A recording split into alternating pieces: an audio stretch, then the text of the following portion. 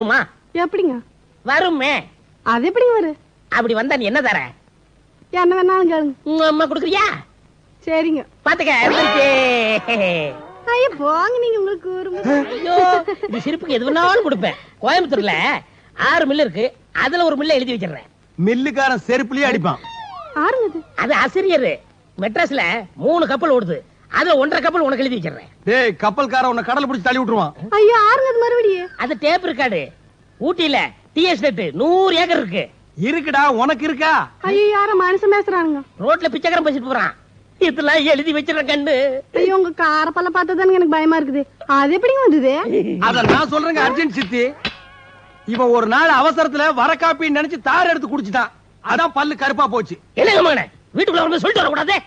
கத்தாதடா, சொந்த வீட்டுக்குள்ள வர்றதுக்கு எவனா தந்தி அடிச்சிட்டு வருவானடா? அது இல்லங்க மகனே, கதவை தட்டிட்டு வரதான் நம்ம தமிழரோட பண்பாடு.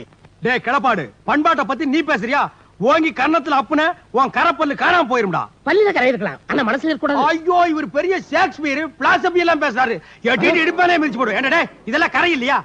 சாரி சித்தி. மைசன், என்னடா பைசன்? இவ்வளவு நாளா திட்டுனீங்க, நான் பொறுத்துக்கிட்டேன்.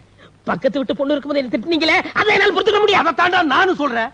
எனக்கு ஒரு பொண்ணு பார்க்காம பக்கத்து வீட்டு பொண்ணு, அடுத்த வீட்டு பொண்ணு, எதிர் வீட்டு பொண்ணு எல்லாம் கூட்டி வந்து ஊட்டி அடிக்கிறது என்னால பொறுத்துக்க முடியல. மரியாதையை வெளிப்படா. போறேன், என் சொத்தை பிரிச்சு கொடு.